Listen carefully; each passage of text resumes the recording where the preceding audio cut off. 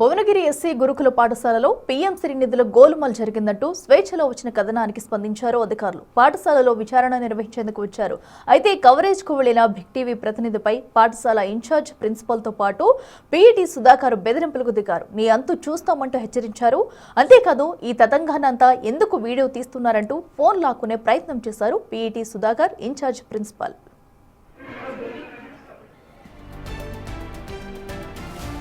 Bhuvanagiri SC గురుకుల పాఠశాలలో 11.37 లక్షల మేర పీఎంసీ నిధులు గోలుమాల్ జరిగినట్లు స్వేచ్ఛా పత్రికలో కథనాలు వచ్చాయి. దీంతో కవరేజ్ కోసం పాఠశాలకు బిగ్ టీవీ ప్రతినిధులు వెళ్లగా ఈ ఘటన జరగడం చర్చనీయాంశంగా మారింది.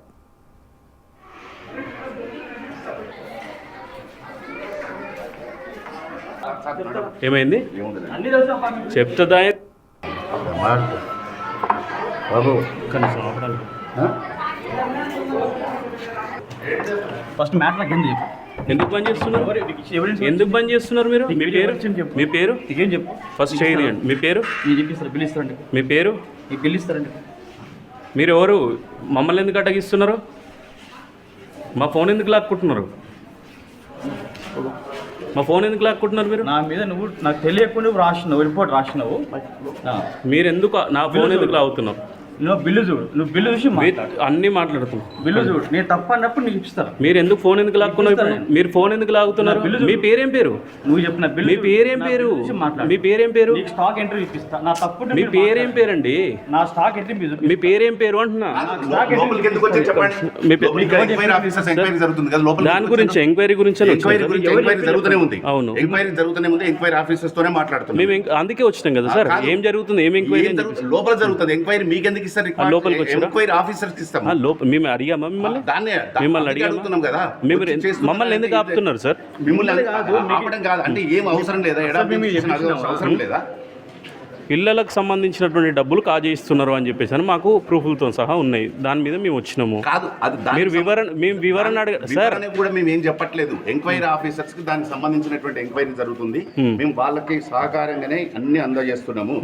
అంతవరకే మా బాధ్యత. మీరు మమ్మల్ని ఎందుకు అడగిస్తున్నారు? మా ఫోన్లు ఎందుకు లాక్కుంటున్నారు? లోపలికి పర్మిషన్ ఎవరు రాలేదు. మీరు ఫోన్లు ఎందుకు లాగుతున్నారు? ఏం ఫోన్ లాగినాం? ఏం ఫోన్ ఎవరో రిపోర్ట్ ఇచ్చింది, బిల్ రాసి బ్లేమ్ చేస్తున్నావు. నీకు విత్ ప్రూఫ్ చూపిస్తా. నేను మేము ఏం తిన్నామో నువ్వు చూపిస్తా. నీకు నువ్వు ఏ సార్ చెప్పిండో నీకు బిల్లు చూపిస్తా. ఏం ప్రూఫ్లు చూపిస్తారండి? మీరు నా పేరు ఎట్లా రాసిన అన్ని బ్లేమ్ చేస్తున్నావు నువ్వు. అర్థమైందా? నీకు బిల్లు ఉంది, నీకు ఎక్విప్మెంట్ ఉంది. ఎక్విప్మెంట్ ఎప్పుడు వచ్చింది? ఎప్పుడు బిల్లు ఉన్నాయి? జిఎస్టీ బిల్ ఉందండి? జిఎస్టీ బిల్ ఉందా? అన్ని క్లియర్ గా ఉన్నాయి.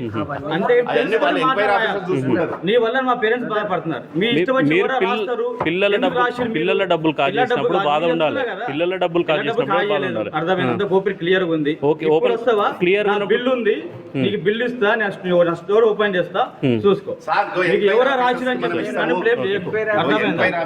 సంవత్సరం చదువుతున్నాం. ఇప్పటికి 4 సార్లు పెట్టెలీర కొట్టిరు. అందరికీ వచ్చి సబ్బులు, బట్టలు, పుస్తకాలు అన్నీ పోతున్నాయి. అయినా కానీ ప్రిన్సిపాల్ సార్ ఇంతకుముందుకు ఒకసారి నేను కంప్లైంట్ చేసిన, అయినా రెస్పాన్స్ లేదు. అయినా ప్రతిసారి జరుగుతూనే ఉంది. మేము ఎక్కడో ఉంటాం. పిల్లగాడు వచ్చేసి ఏడిసి ఫోన్ చేసి రమ్మంటే ఏడానికి వస్తుంది చెప్పు.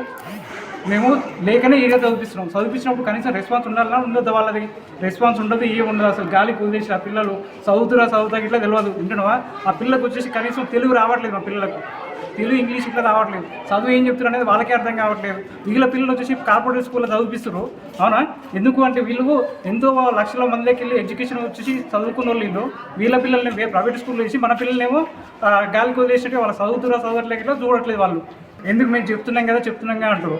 అసలు నేను ఒక రోజు వచ్చేసి క్లాస్లో పిల్లలు 10 మందిని చదివిస్తున్నాను. తెలుగు రాలేదు సార్. వాళ్ళకు తెలుగు రావట్లేదు. అంటే వీళ్ళ చదువు అనేది ఏ తీరు ఉన్నది అర్థం చేసుకోవచ్చు మనం. ఇక చదివించేది లేదు, ఏం లేదు సార్. నేను వచ్చినప్పుడు అసలు డిసిప్లిన్ లేదు పిల్లలకు. మెయిన్ ఇంపార్టెంట్ ఇక్కడ వచ్చేసి డిసిప్లిన్ లేదు పిల్లలకు. ఎట్లనే ఏదో మా జీతాలు మాకు వస్తున్నాయి కదా, మేము చదువుకుంటున్నాం, మా జీతాలు మాకు వస్తున్నాయి, మేము వెళ్ళిపోతున్నాం అంతే. వాళ్ళు చదివితే మాకేం, చదువుకోవడం మాకేందన్నట్టుగానే ఉంది అసలు.